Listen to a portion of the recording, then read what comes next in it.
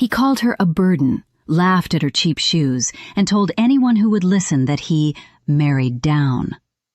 At family dinners, he joked about her empty pockets. His parents joined in, reminding her she was lucky he even chose her. She stayed silent. She had promised her late mother never to reveal the truth yet.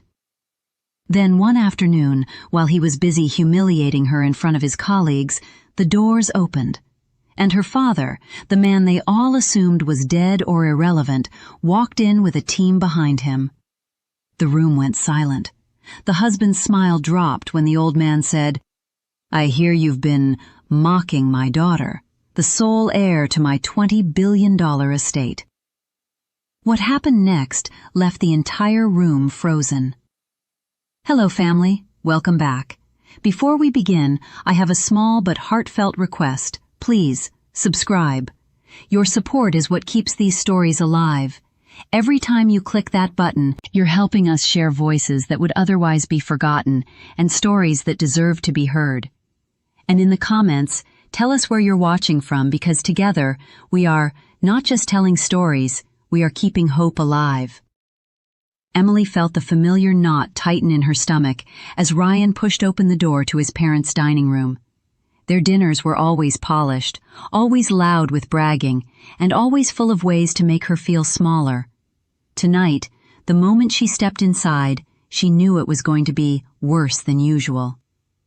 Daniel and Marissa Coleman were already seated at the long table, dressed like they were attending an awards show instead of a weekly family meal. Their smiles sharpened when they saw her. Ryan let his hand fall away from her back, as if touching her in front of his family might lower his status. "Try not to drag your shoes," he said softly, but not soft enough. "They squeak. Sounds cheap." Emily kept her face steady. She had learned to do that early. She took a breath and repeated her silent mantra. "Stay quiet. You promised Mom." The room smelled like a restaurant, but everything else felt like a trap. Daniel lifted his glass in a lazy greeting. "Emily," he said, pretending her name tasted strange to him. "Good to see you. You look frugal tonight." Marissa let out a laugh that wasn't really a laugh. "It matches her lifestyle," she added. "Practical, sensible, affordable." Ryan grinned as he pulled out a chair for Emily. "You should hear her talk about coupons, Dad. You've never seen someone light up at a discount rack." Emily slid into the chair without looking at him. She knew if she met his eyes, she might give away the anger rising inside her. She pressed her nails into her palm to keep herself centered. Ryan wasn't always like this. At least, that's what she still tried to tell herself. The first few months of dating, he had been charming, thoughtful, full of small compliments. But the moment the ring was on her finger, something in him turned. Marriage gave him an audience, and he used it to show how far above her he believed he stood. Daniel leaned forward. "You're lucky, Emily. A man like Ryan choosing someone from, well, a different bracket. That takes character." Emily felt heat crawl up her neck. Ryan took a sip of water like he didn't hear anything wrong. Marissa smirked. "Emily, dear, does your family still live in that little house near the highway? The one with the tiny porch?" Emily kept her voice calm. "That's where I grew up." "So humble," Marissa said. "Must be quite an adjustment being part of a successful family now."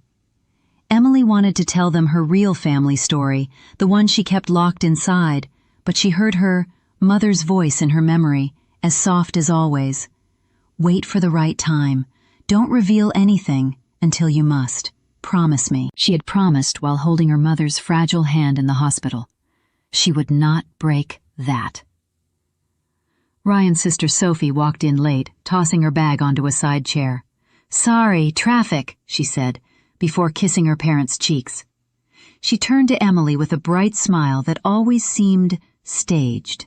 "Hey, Em, cute outfit, very accessible." Emily forced a polite smile. Sophie always said things like that, words that sounded friendly until you replayed them later and realized they were tiny cuts.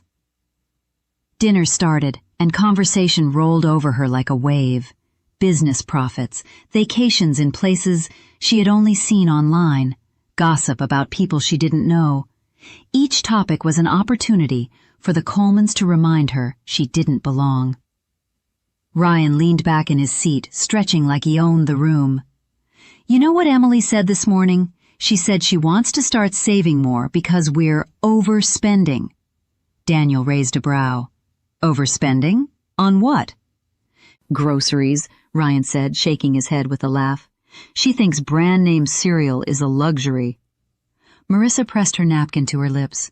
"Oh, darling, how precious." Emily looked down at her plate. She didn't want to snap.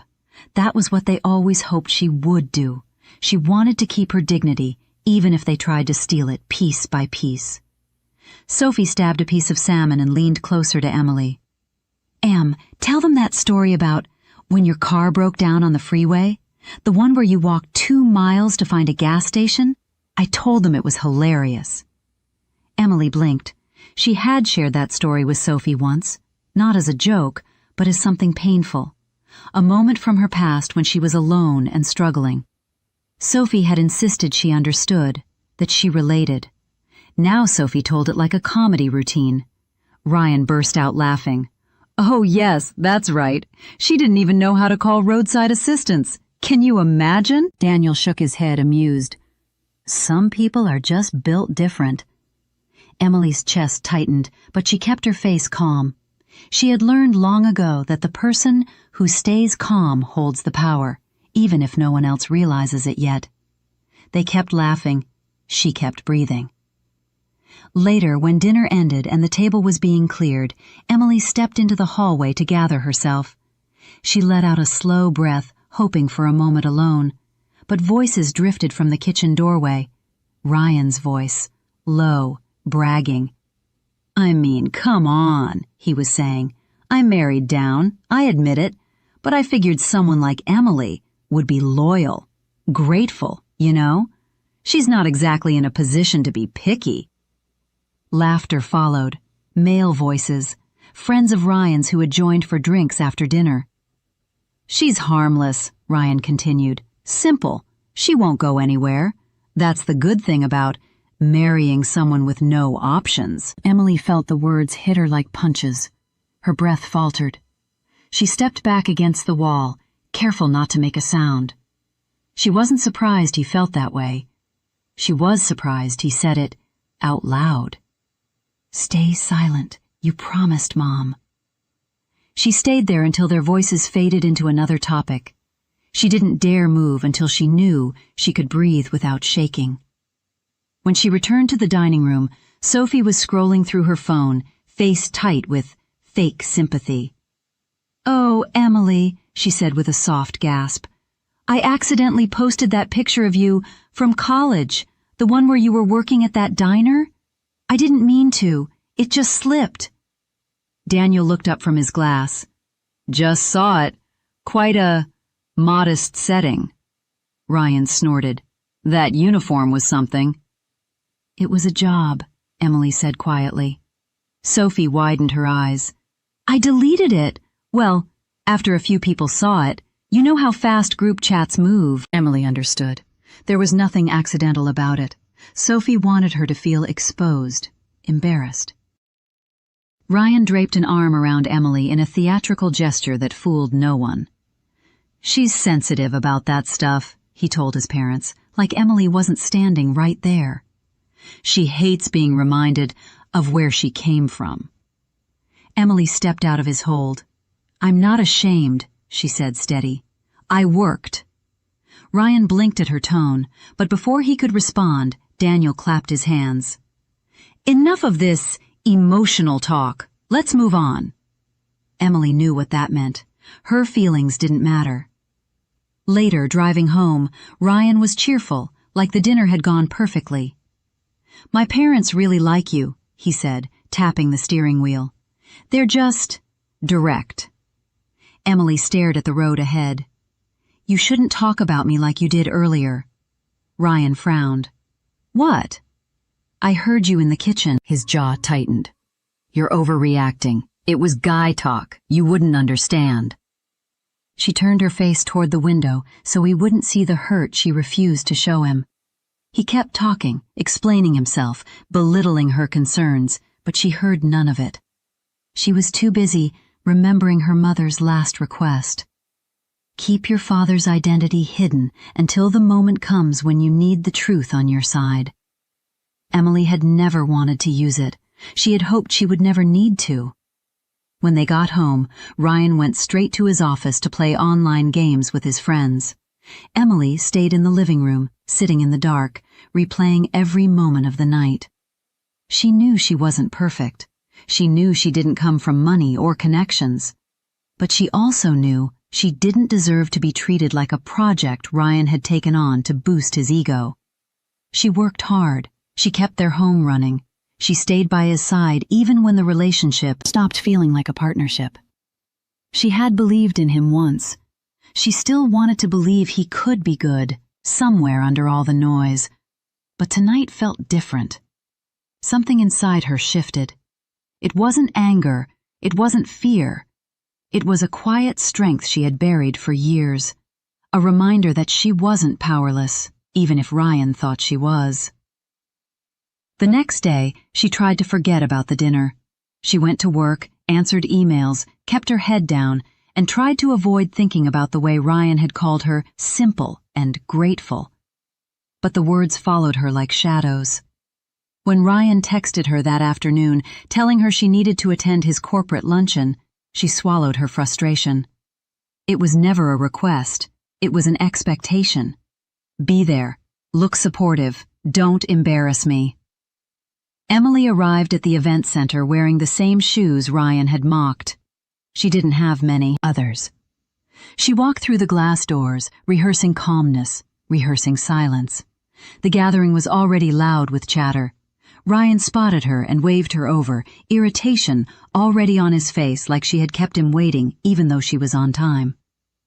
"You look tired," he said. "Try to smile more. People are watching." She forced a polite smile, though it felt stiff. He pulled her into a circle of colleagues who were laughing about bonuses and vacations. Ryan slipped easily into the role of the successful, charming executive.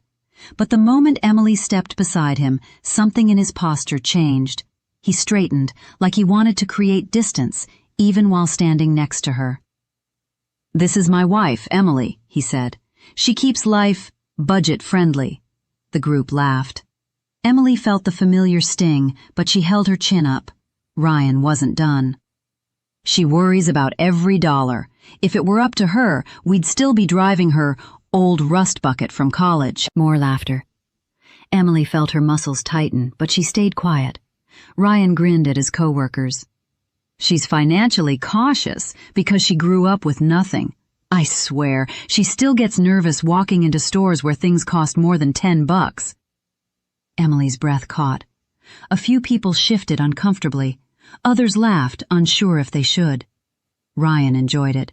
She could tell by the way he leaned back, confident, proud of the attention. Emily swallowed her humiliation. She looked at the people staring at her. Some pitied her. Some judged her. But no one understood the truth she carried, locked away deep inside. "Stay silent. You promised, Mom." Ryan kept talking, cracking jokes about her childhood, her job, her habits. The more he talked, the more everyone laughed, and the more she felt the air tighten around her. But she didn't speak. She didn't cry. She didn't break. She watched. She listened. She waited. Ryan moved on to bragging about his sales numbers, how he was carrying the team, how the company relied on his vision. Emily stood beside him like a silent accessory while people nodded along. She could almost feel herself fading into the background, another prop in Ryan's performance. A coworker named Ben tried to include her. "Emily, where do you work again?" Ryan answered before she could speak. "She has a little job, nothing to brag about, but she tries." Ben looked uncomfortable. "I didn't mean it that way." "It's fine," Emily said. "I know what I do." Ryan chuckled. She knows her lane. Emily felt heat climb her chest, but she swallowed it. She could picture her mother again, the tea-ired but tender smile. "Not yet, sweetheart. Wait until the time is right." She didn't know when that time would be. She only knew it wasn't today. Not yet. Someone called Ryan's name from across the room. He excused himself and walked away, leaving Emily alone at the edge of the group. The moment he left, whispers rose like static. "Why does he talk to her like that?" someone murmured. "I heard they moved into his condo because she couldn't afford anything," another said. "He treats her like an employee," someone else whispered. Emily wished she didn't hear any of it. She wished it didn't matter, but it did. Each word pressed into her skin like a bruise. She stepped away from the crowd, needing a moment to breathe. She found a spot near the window where the noise softened to a dull hum. She tried to slow her heartbeat. She tried to ignore the pressure in her chest. She was turning to leave when Sophie appeared at her side, holding a glass of sparkling water.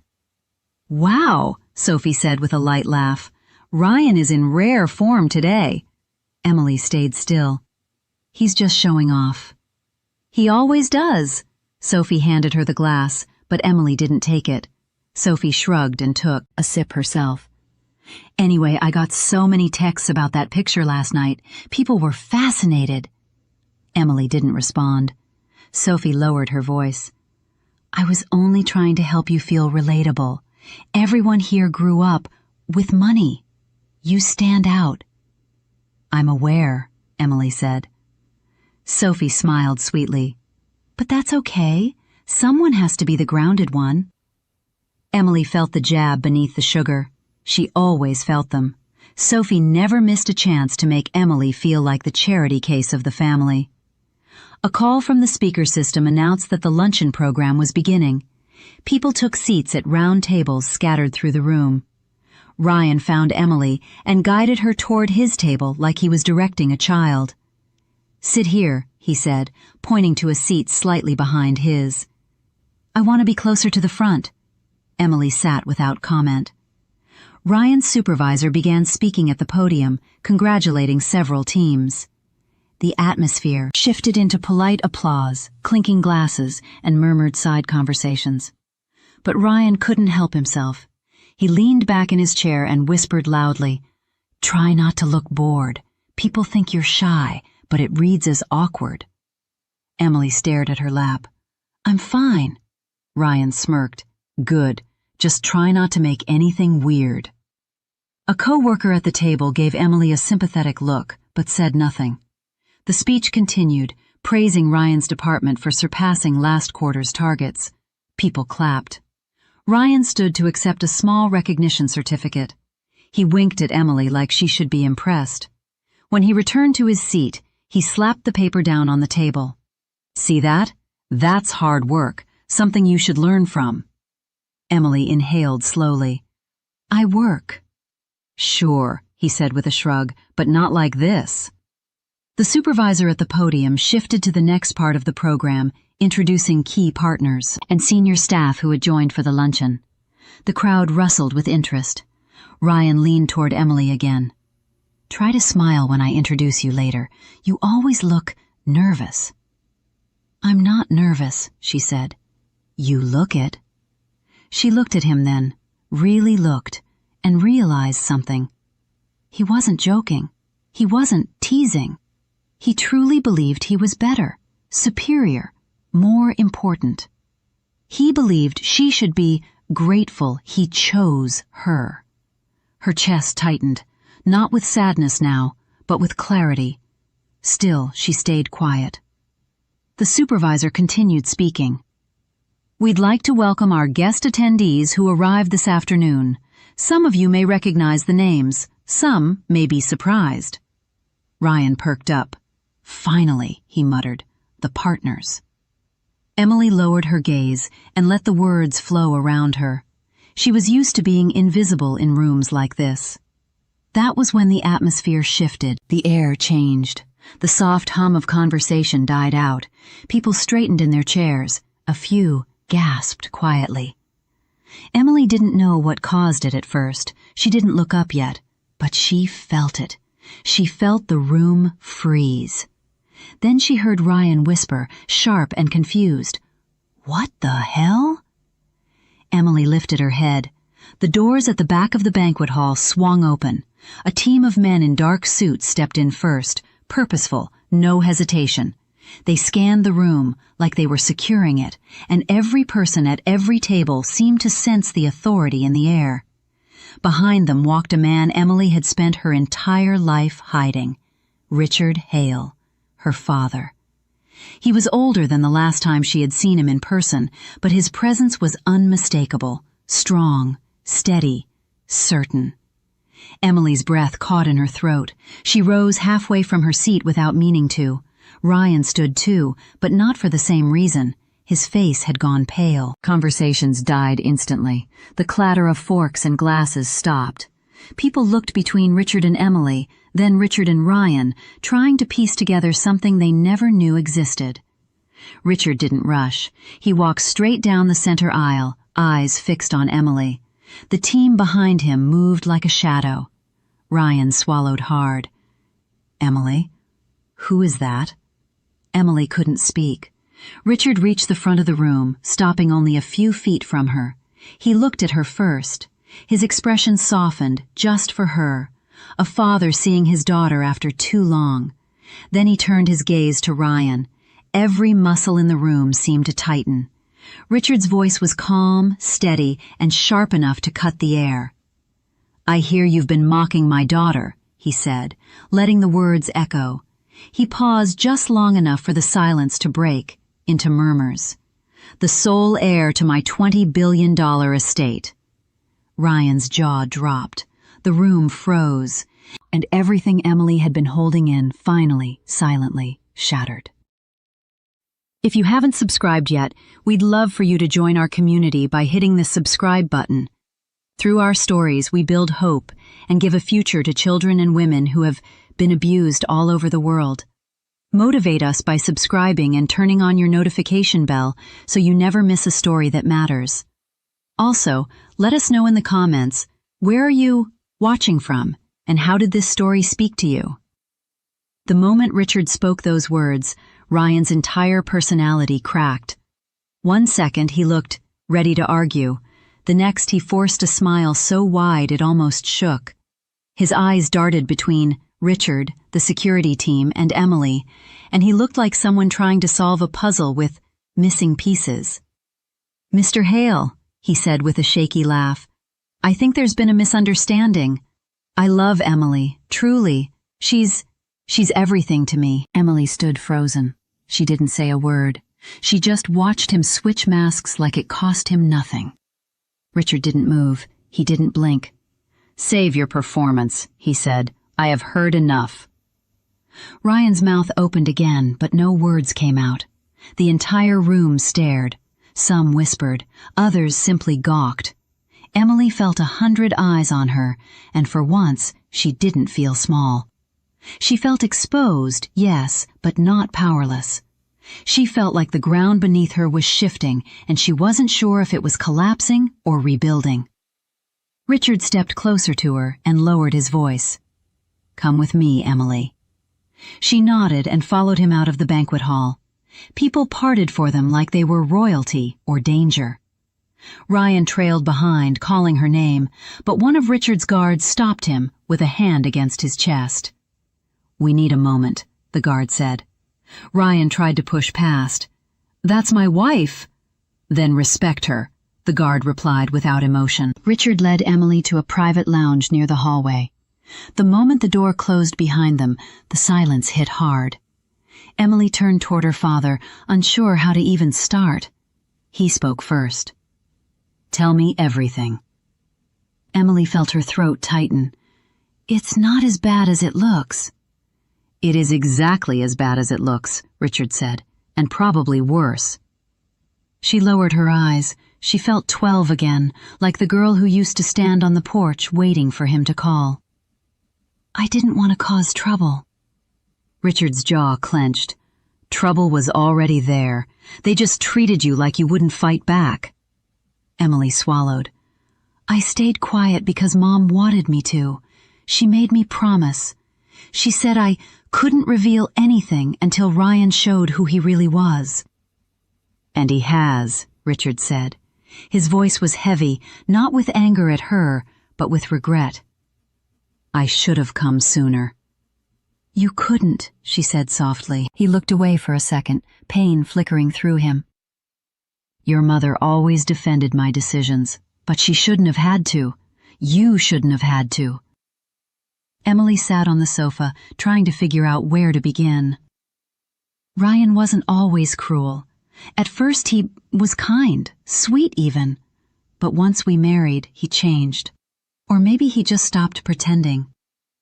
"He treated you like property," Richard said. She nodded. "I didn't want to break my promise. I didn't want to use you as a shield. I thought maybe he'd grow out of it, or realize he was hurting me." Richard sat beside her. "You don't owe him that kind of hope." Emily let out a long breath. Mom believed that truth comes out when it needs to. She said the right moment would be obvious. "And now it is," he said. For a while he said nothing. Emily could feel his emotions simmering under the surface. Guilt, anger, protection, loss. He wasn't a man who showed much, but she could read him well enough. Finally he spoke again. "You should know why I stayed hidden." Emily looked up. "I figured it was business." "It was more than that." His voice grew quieter. "Years ago, when your mother was still alive, I made enemies. Dangerous ones. There was a betrayal inside my own company. Someone tried to destroy everything. They almost succeeded. I had to disappear to protect both of you." Emily stared at him, feeling the weight of every word. "You almost died," she said in a whisper. "Close enough." He tried to smile, but it didn't reach his eyes. "Your mother insisted we keep you out of it. She didn't want you growing up with fear." Emily felt her chest tighten. "So you stayed away from me?" "I stayed away so no one would use you against me." He exhaled slowly. "Not many people knew you existed. Only a select few." Emily thought of Ryan then. Ryan who loved to pry into people's pasts. Ryan who loved secrets he could use. "He never knew," she said. Richard shook his head. He had no idea. And if he had known, he would have used it. A man like him sees opportunity, not people. Emily felt something settle inside her. A new understanding, a new boundary. Before she could speak, the door swung open. Ryan burst in, pushing past the guard who protested behind him. His face was red, breath uneven. "Emily," he said, voice full of forced tenderness. "Let's talk. Just you and me." Richard stood immediately. "You will lower your voice." Ryan nodded and forced a shaky smile. Sorry, I'm overwhelmed. This is a lot." Emily stayed seated. "What do you want?" "I want to fix things." He rushed toward her, crouching in front of her like he was the devoted husband he had never been. "I'm sorry. I didn't know who you were. I didn't know your background. If I had known—" Emily raised an eyebrow. "If you had known I was wealthy, you mean?" Ryan's mouth twitched. "That's not what I meant." "Yes, it is," she said calmly. He swallowed. "Okay, maybe, but that doesn't mean I don't care. I do, Emily. I always have." Richard's eyes darkened. "Get up." Ryan rose slowly, keeping his hands visible, like he was afraid of being removed from the room. "Look, Emily, I said stupid things. I was showing off. I was nervous. You humiliated me," she said. "It wasn't like that," he tried again, scrambling for excuses. "Your upbringing came up and I just responded. Poorly, badly. But I can fix this. We can fix this. You're my wife." Emily didn't reply. Ryan moved closer. "Babe, please. I love you." It sounded wrong to her, too clean, too smooth, like a line from a show he had memorized. Richard took a step between them. You will give her space. Ryan's expression flickered with irritation before he forced it back down. Of course. I understand. I respect that. Respect was the last thing he understood. Richard turned to Emily. You don't owe him anything tonight. Come home with me. Emily nodded slowly. I think I need space. Ryan froze, then nodded too fast. Sure. Take all the time you need. His smile twitched at the edges. I'll just give you room. He backed toward the door, but Emily could see the calculation in his eyes. He wasn't giving her space. He was planning. When he left, her father sat beside her again. He won't let this go, Richard said. I know, but you're not alone. For the first time in years, she believed that. Later that night, Emily went to her father's temporary residence, a quiet condo arranged by his security team. Richard insisted on staying nearby until everything stabilized. Emily didn't argue. She didn't trust Ryan's next move, and she didn't want to face him alone. The next morning, her phone was full of messages. Ryan, we need to talk. Ryan, I love you. I hope you know that. Ryan, your father surprised me. I reacted wrong. Please don't judge me for that. Ryan, please come home. Ryan, where are you staying? I'm worried. Ryan, I'll make everything right. And then, Ryan, please don't do anything drastic. We can fix this. Emily stared at the messages without replying.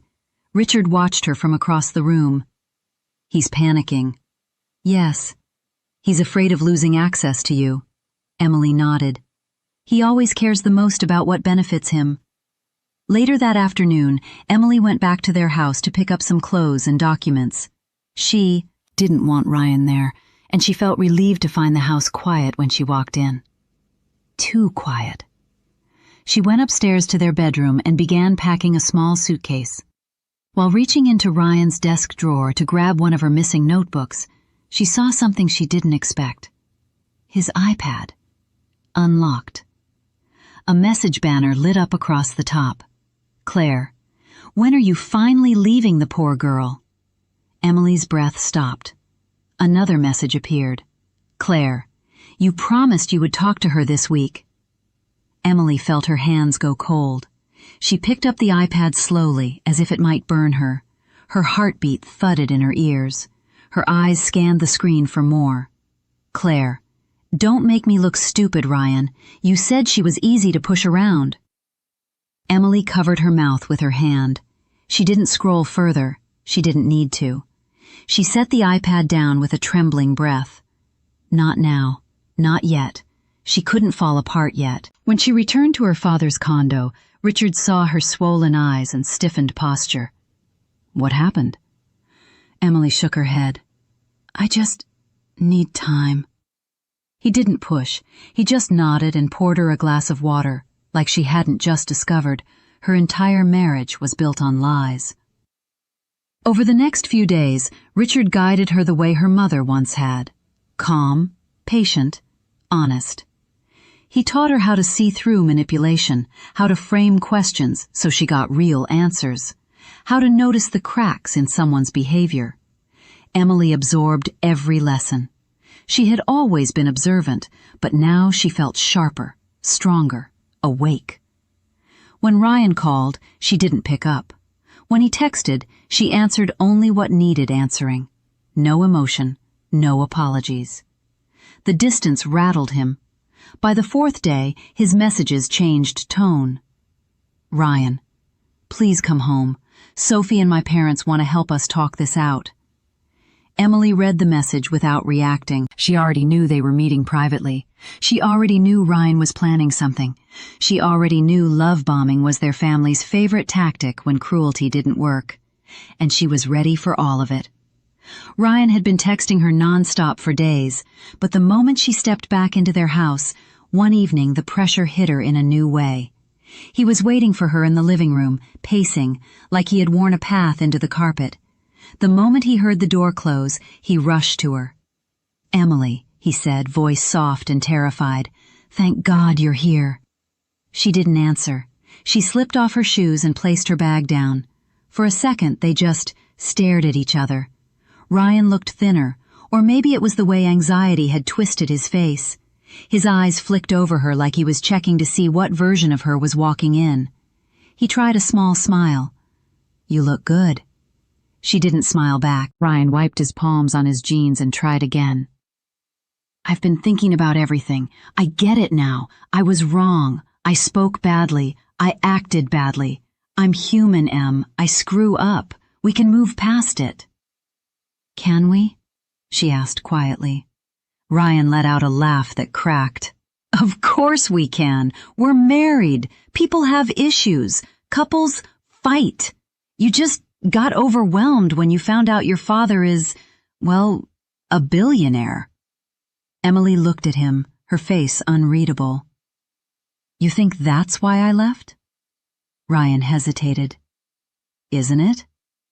"No," she said, "not even close." Ryan swallowed hard. She could practically see him scrambling inside his head, trying to find a story that made him look good, a version of events where he was the victim, not the aggressor. He moved closer. "Em, please, I love you. I know things have been rough, but we can come out stronger. My parents want that. Sophie wants that. Everyone wants us to make this work." "You mean you want to keep control?" Emily said calmly. Ryan flinched. No, I just want my wife back." She walked past him into the kitchen. He followed so closely she could hear his breath. "I talked to your father," Ryan said quickly. "I apologized. I told him everything was a misunderstanding. He said he'd talk to you about giving me another chance." Emily opened the fridge. "He told me he didn't believe you." Ryan froze. He said that?"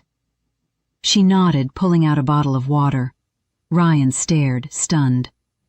"But I was respectful." "No," she said simply. "You were scared." He blinked fast, like he was trying not to break. "Em, I wasn't trying to hurt you, I swear. I didn't know. If I had known who you were—" She turned sharply to face him. "Then you would have acted better? Treated me better? Pretended better?" Ryan's jaw tensed. "That's not what I meant." "It's exactly what you meant." He stepped toward her again, reaching for her hand, but she stepped back. The rejection hit him like a slap. His face hardened for a second, then softened again, like he was switching back to the mask he preferred. "Emily, you're tired. You're overwhelmed. I get it. But you're my wife. Let's sit and talk like adults." She set the water bottle down. "Okay, let's talk then." Relief washed over his face. "Good. Yes, let's fix everything." Emily folded her arms. "I have a question." "Anything." Her voice was clear and steady. "How long have you been cheating on me?" Ryan went still. His smile vanished, his shoulders locked, his lips parted, but no sound came out at first. Finally, he forced out a shaky answer. "Cheating? What? Emily, no! I would never—" "Don't lie." "I'm not lying," he said too fast. "Why would you even think—" "Claire," she said. Ryan paled instantly. "Who?" "You know who." Emily held his gaze. "How long?" Ryan's breathing shifted from steady to sharp. "Emily, baby, there's nothing going on. You're confused. You're stressed. You're reading something wrong." "I saw the messages." His eyes widened. "On what?" "Your iPad." He blinked twice, and that was enough. She saw the truth hit him like a punch. He tried to recover, but he couldn't. Not fast enough. Not well enough. "Em, listen," he said. "It's not what you think. She's just a friend. Someone who misread things. I didn't encourage—" "You told her I was easy to push around." Ryan's mouth opened, but nothing came out. She felt her heart pounding, but her voice stayed calm. How long, Ryan? He dragged a hand through his hair. It's not like that, I swear. It wasn't serious. That isn't an answer, she said. He stepped toward her again, but before he could speak, the front door opened. They both turned. A woman walked in, heels striking the floor with confident taps that echoed through the silence. She didn't knock. She didn't call ahead. She didn't hesitate. Claire. Tall, composed, sharp-eyed. She looked at Ryan first, then at Emily, as if she had walked into a meeting she had been expecting. Emily stared at her. Ryan's face crumpled into panic. Claire tilted her head slightly and let out a soft scoff. Well, she said, I figured I might as well stop waiting outside. Emily didn't move. Ryan whispered, Claire, get out. Claire ignored him. She looked directly at Emily, her expression calm, almost bored. How long? Emily asked again. Ryan lifted his hands helplessly. Em, please. Claire answered for him. Long enough, she said, her voice smooth and cold. Long enough that you should have seen it coming. The room fell silent. Emily didn't blink. Ryan looked like he'd just watched his entire world snap in half. And Claire stood there, unbothered, as if she had just told Emily the weather. Everything stopped. Everything broke. Everything changed. Emily stood in the living room as Claire's words hung in the air like smoke. Ryan looked from one woman to the other, sweating, panicking, searching for a way out that didn't exist. Emily didn't cry. She didn't shout. She simply stared at him, and the quiet was worse than anything she could have said. Ryan finally snapped. This is your fault, he said, pointing at her with a shaking hand. Emily blinked. My fault? Yes, he said, voice rising. You've been cold, distant, ever since your dad showed up. You've been acting different. Claire raised an eyebrow. Wow. Emily stayed calm. You cheated, Ryan. He scoffed. Oh, please, stop acting perfect. You've been manipulative since day one, always hiding things, always keeping secrets, acting like some innocent little wife while judging me from your high horse. Emily stared at him. I never hid anything except what my mother asked me to. That's manipulation, he snapped. You made me think you were this simple, poor girl, but the second your father walked in, you changed. You're entitled now. That's who you really are. Emily's breath caught. You mocked me for being poor, and now you're angry because I'm not? Ryan jabbed a finger toward her. Exactly. You lied about who you were. I never would have. He stopped himself too late. Claire let out a small laugh. So you admit it. Ryan whipped toward her. Shut up. Emily felt something small crack inside her, a piece of trust she didn't know she still had. Before she could respond, the front door burst open and voices spilled into the hallway. Daniel, Marissa, Sophie, all talking at once. They must have sped over the second Ryan texted them. Daniel marched forward. What is happening in here? Marissa's eyes flared the moment she saw Claire. Who is that? Claire folded her arms. Exactly who you think. Marissa gasped. Ryan! Ryan threw his hands up. It's not what it looks like. Emily gave a short, humorless breath. It's exactly what it looks like. Marissa turned on Emily instantly. So you're trying to destroy this family? Is that it? Ever since your billionaire father stepped in. My father defended me, Emily said quietly. Daniel scoffed. More like he filled your head with nonsense. Emily stared at him. He told me the truth. Sophie stepped forward with the same fake sweet tone she always used.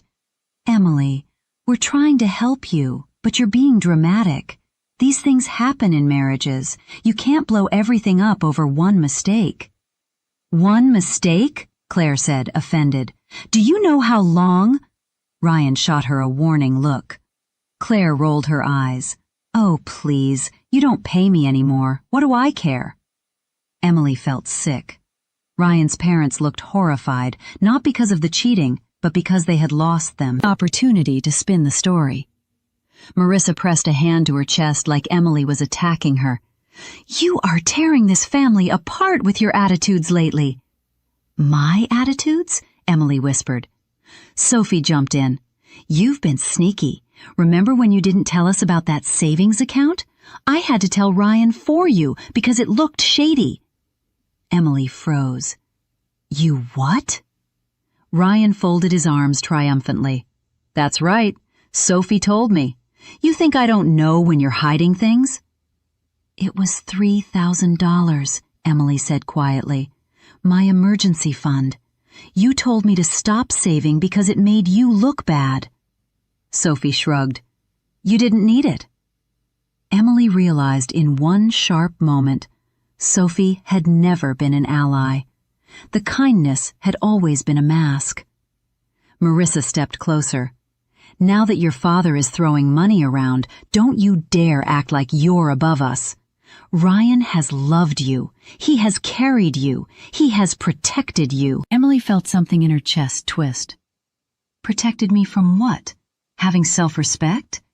Daniel's face hardened. Watch your tone, girl. Claire, of all people, let out a small laugh. She's finally getting one. Good for her. Ryan glared at Claire again. Get out. Seriously. Claire shrugged, grabbed her purse, and headed for the door. Fine, but don't call me again, Ryan. You're too much trouble now. The door shut behind her. Silence settled like dust. Ryan rubbed his face.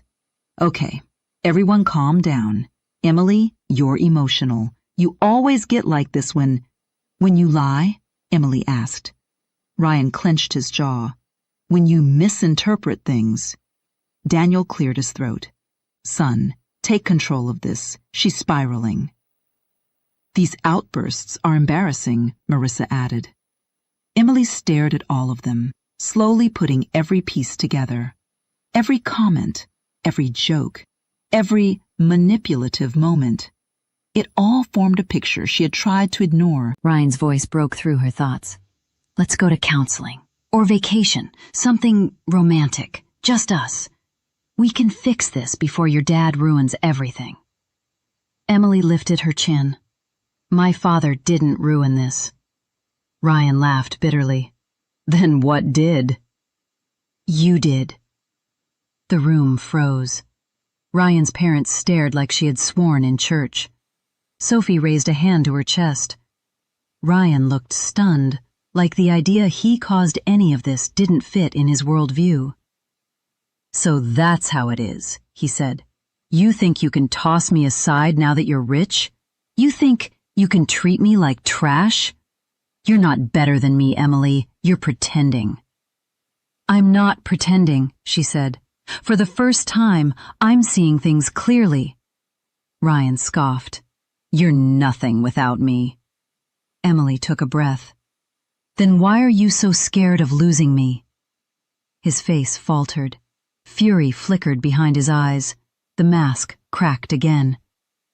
Richard's voice suddenly echoed from the doorway behind them. Enough. They all turned. Richard stood there, calm but tense, his presence grounding Emily the moment she saw him. His security team waited behind him. Daniel muttered under his breath. Great, the billionaire is back. Richard ignored him. He focused only on Emily. Come outside. We need to talk. Emily stepped toward him without hesitation. Her father guided her outside onto the porch. The cold air felt like a shock after all the noise inside. I just received word, Richard said quietly. One of the men who betrayed me years ago resurfaced. He's been making threats. I have to leave town for a short time. Emily's stomach dropped. When? Tomorrow. Her throat tightened. Already? I need to handle this, Emily, but I will come back. I promise. She looked down at her hands. I feel like everything just fell apart. I know, he said, but I trust you can handle what comes next. She wanted to believe that. She wasn't sure she did. Richard cupped her shoulder gently. "You are stronger than they want you to think." She nodded, even though her chest felt hollow. By the next morning, he was gone. Emily returned to the house later that day, needing to collect a few documents she had forgotten. The place felt wrong now, empty but heavy, like Ryan's breath still clung to the walls. She went to the small office room, searching through drawers for her insurance papers. That's when she found the envelope. Her name was on it. Inside was a notice from a bank she didn't recognize, a loan account, late fees, missed payments, her credit score, her signature, except she had never signed anything. Her breath caught. Another envelope, another loan, another fake signature. She felt the blood drain from her face. Ryan had taken out loans in her name, months ago, before the wedding anniversary, before the recent fights, before everything. She dropped into the desk chair as the room tilted around her. Her phone buzzed. A text from Sophie. "Ryan is stressed. Please don't do anything dumb. He's trying." Emily stared at the screen, the words blurred. She set the phone down as carefully as if it were glass. Then she opened the drawer Ryan kept locked. Documents, debt papers, emails, all pointing back to her. He had used her. He had used her name, and he had done it without a second thought. Emily's breath broke. She slid down to the floor, hands over her face as a quiet sob escaped. It wasn't loud. It wasn't dramatic. It was the sound of someone losing the last piece of faith they had left. Her eyes burned. Her chest ached. She felt small, broken, alone. When the tears stopped, she reached for the box she kept in the back of the closet. The one thing she had left from her mother. Inside, folded neatly, was the final letter her mother had written before she passed. Emily opened it with trembling hands. "My if the brave girl the world ever tries to make you feel small, remember who you are. Remember. Do. Stand. Trust what? Not let you. Cruelty. Your can. Rewrite. Endure. Your worth. Ground. Instincts. And when the time comes, lift your chin and walk through the fire. You will rise. Will not burn." Emily pressed the letter to her chest and closed her eyes. It hurt too much to breathe, but the words still found their way in. She read the letter 3 more times until the ache softened into something else. Not strength, yet, but the memory of it. Late that night, Richard's lawyer called her, saying he had documents Emily needed to see. She drove to his office and listened as he explained the records. Ryan tried to dig into the Hale family years ago, the lawyer said, long before he ever dated you. Emily's heart thudded. "Why?" "We aren't certain," the lawyer said, "but it appears he suspected someone in your extended family had wealth. He didn't know the scale, but he knew enough to look deeper." Emily swallowed. "So he didn't marry me, then discover I was wealthy?" "No," the lawyer said quietly. "It looks like he targeted you." Emily sat perfectly still. Her entire marriage, her entire relationship, every kind gesture, every promise, every moment, all of it might have been a strategy. Her stomach twisted. She felt the floor tilt under her, the room closing in. "How do you know this?" she whispered. The lawyer slid a folder toward her. "Because he contacted a private investigator at the time. The investigator kept records." Emily stared at the papers. Her hands trembled. Her eyes burned again, but no tears came this time. She felt too numb for tears. The lawyer leaned forward. "There is something else, something you need to see." Emily's heart pounded. The lawyer hesitated before speaking again, choosing his words carefully. This next piece isn't financial, it's personal. Emily braced herself. Show me. He handed her a tablet already open to a paused video screen. The thumbnail alone made her stomach twist. She recognized the room, Ryan's parents' living room, the Coleman's favorite place to sit and whisper. "Where did this come from?" she asked. "It was sent anonymously to my office late last night," the lawyer said. "No note, no explanation, but it mentions you directly. You need to watch it." Emily stared at the tablet. Her fingers trembled before she managed to tap the play button. The footage began grainy but clear enough to see everyone's faces. Daniel sat in his armchair, leaning forward. Marissa perched on the edge of the couch with a glass in her hand. Sophie paced, arms crossed. And Ryan stood in the middle of the room, moving back and forth, speaking, with that clipped, tight voice he used when he was furious. Emily felt her heartbeat pick up. They were mid-conversation. Her name was the first thing she heard. "So we need to act fast," Ryan said. "She's already pulling away. Dad's death was what kept her eyed down.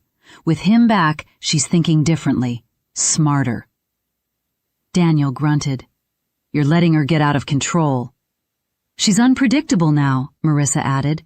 "Ever since that billionaire showed up, she thinks she's someone. She's not." Emily felt a sting in her chest, but she forced herself to keep watching. Sophie stepped into the frame.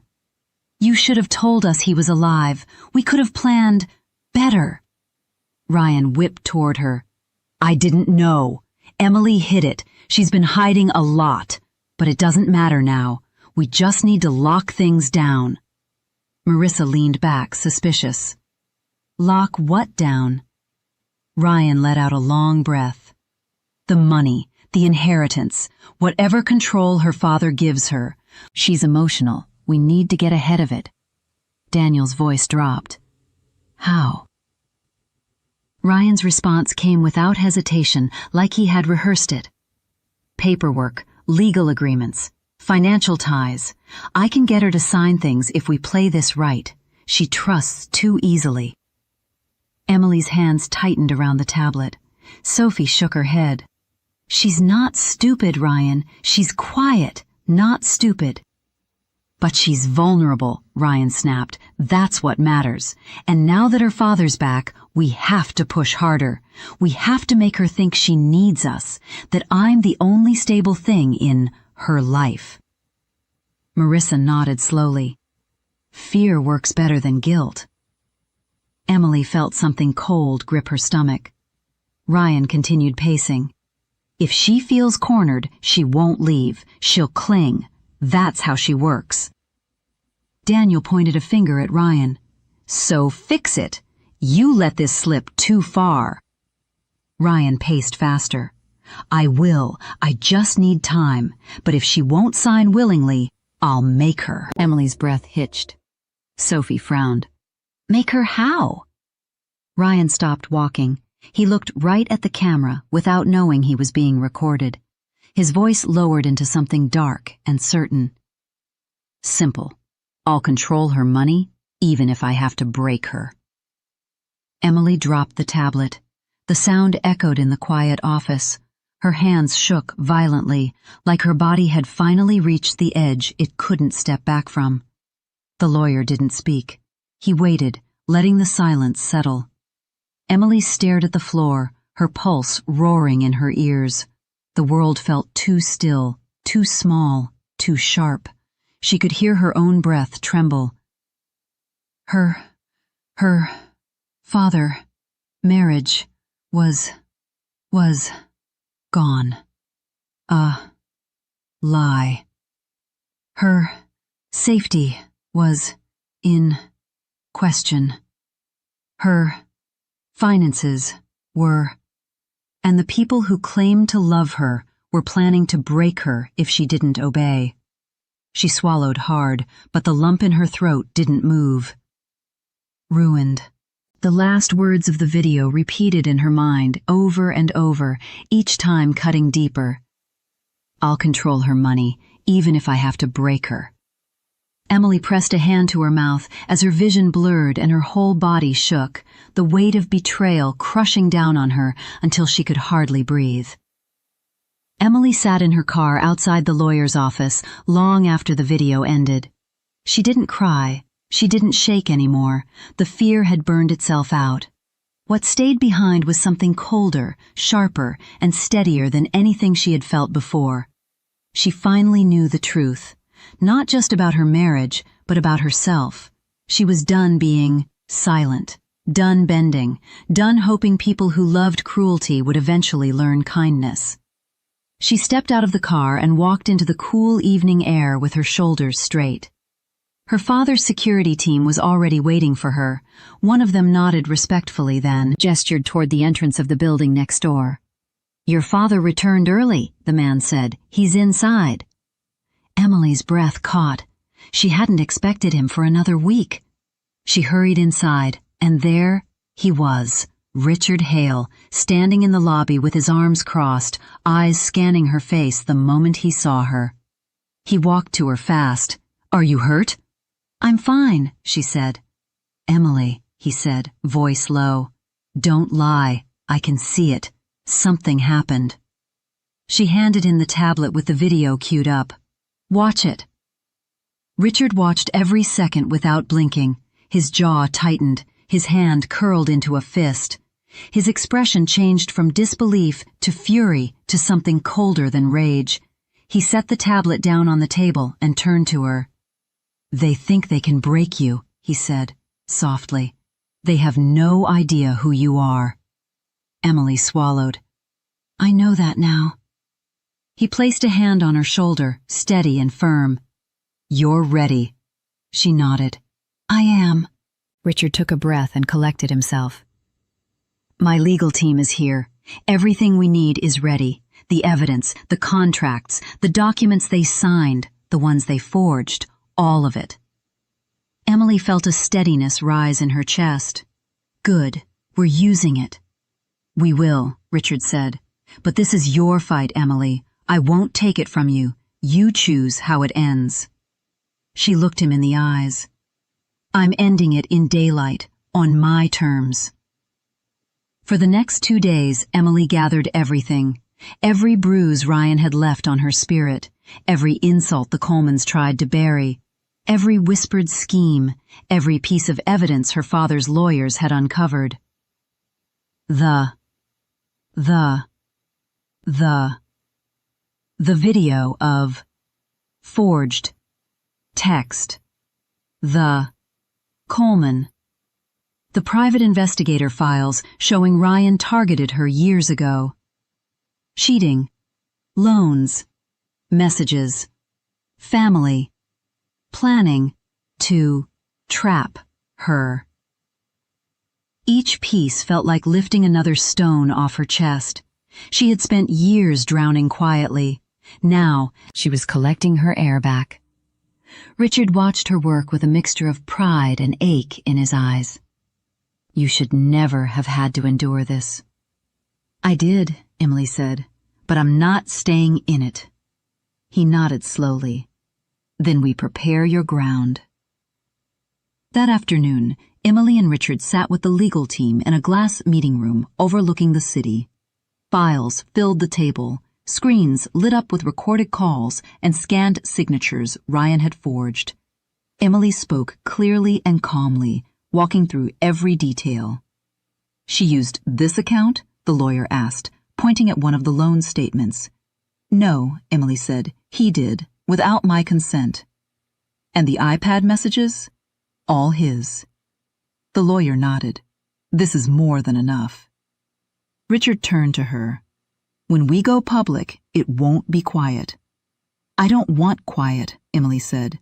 "They humiliated me publicly. They mocked my life publicly. They planned to break me publicly. So that's where the truth will be." Richard's jaw tensed. This will crush him.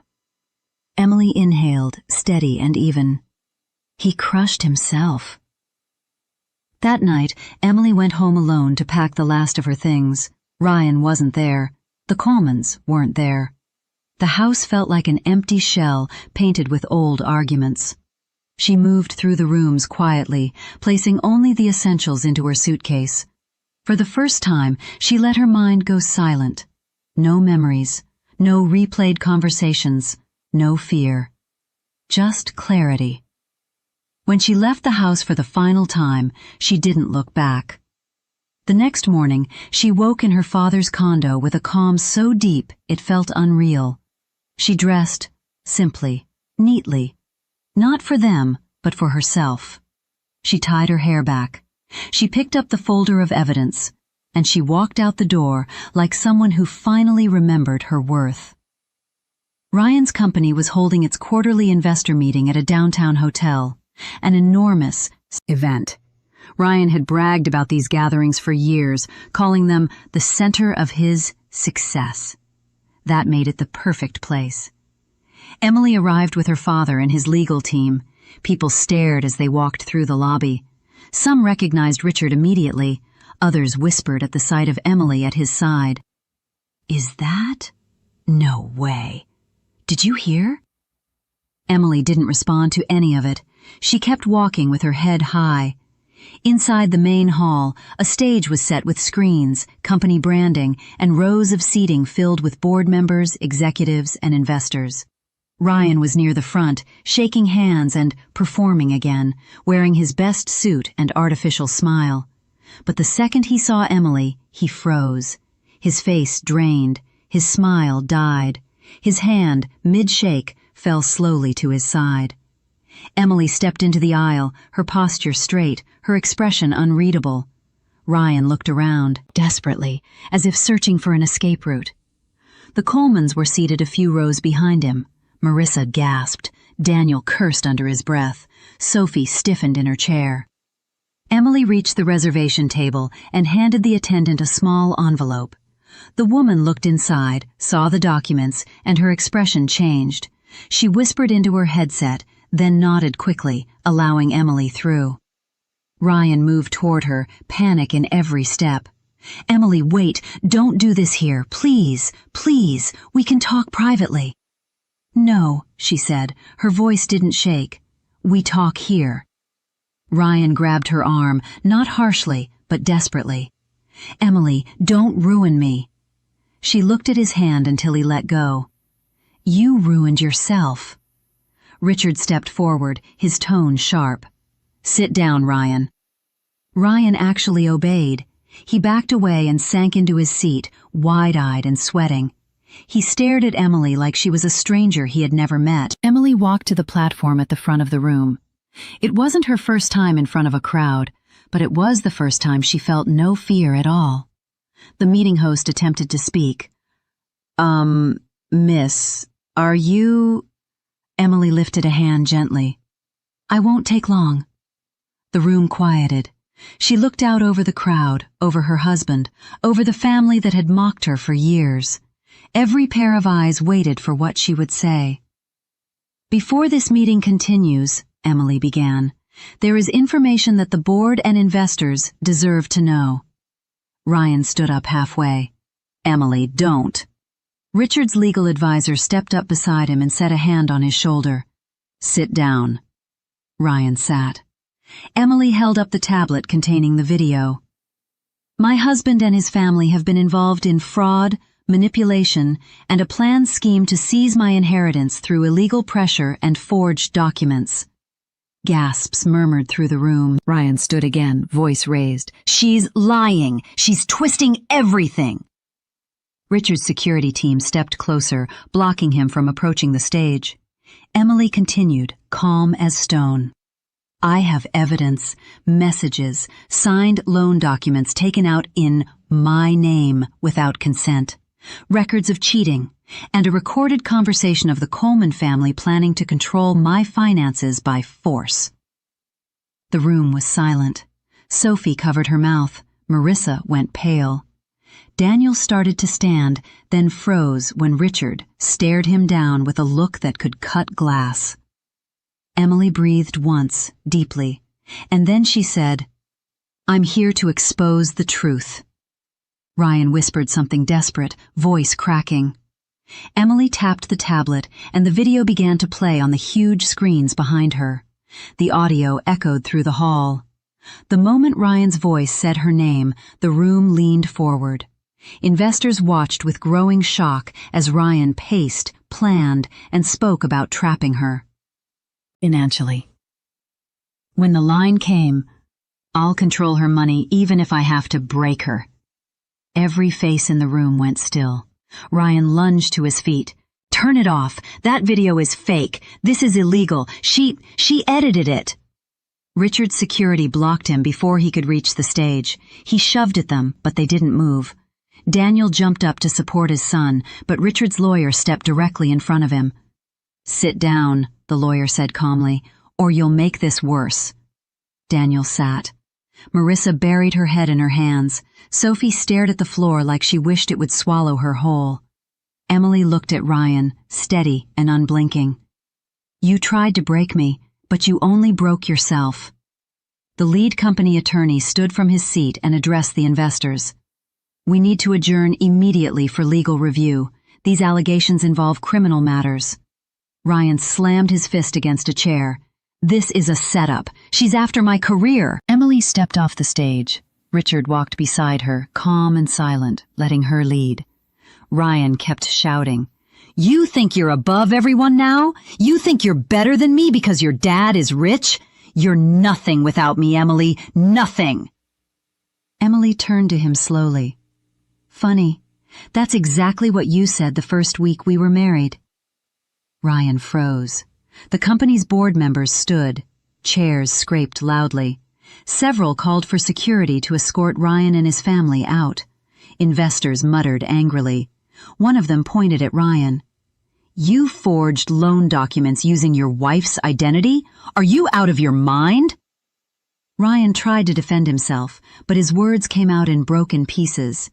She tricked me. This isn't fair." But nobody was listening to him anymore. Someone shouted, "Call the police!" Someone else said, "This is fraud." Sophie grabbed Ryan's sleeve.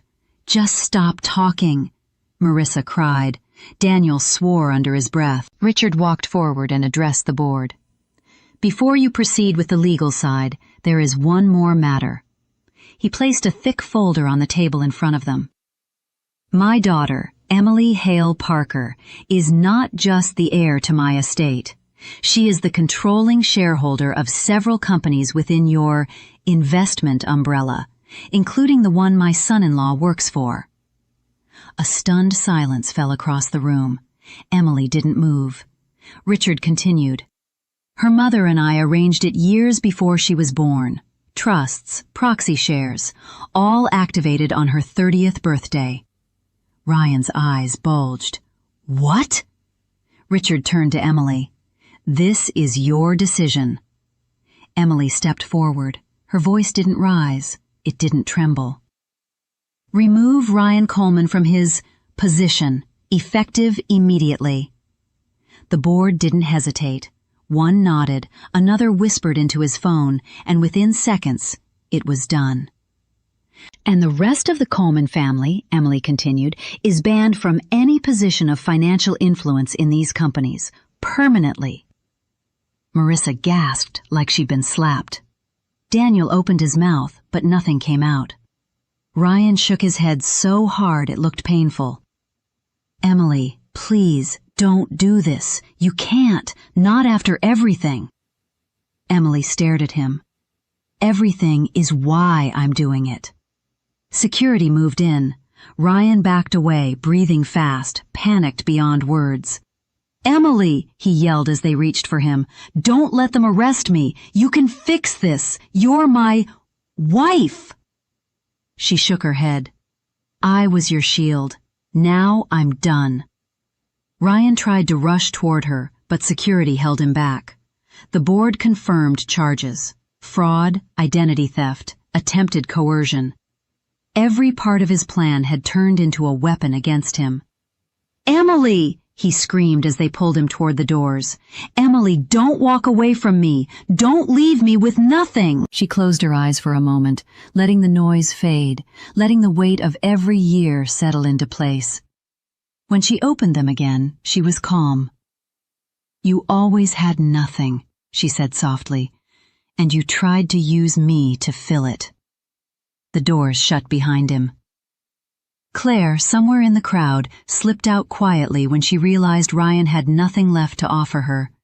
Daniel and Marissa left red-faced and shaking. Sophie followed behind them in silence, her head bowed, no fake sweetness left to hide behind. Emily stood still until the last whisper faded. When she finally turned around, Richard was watching her with quiet pride. "It's over," he said. Emily nodded. "It is." They walked out of the room together, side by side. The hallway felt brighter, lighter. Emily's breath came easier. Outside, sunlight hit her face as the automatic doors opened. She looked ahead, steady and sure, and thought, people reveal who they are when they think you are powerless. That's why you never mock what you don't understand, and you never underestimate the quiet ones. And she kept walking,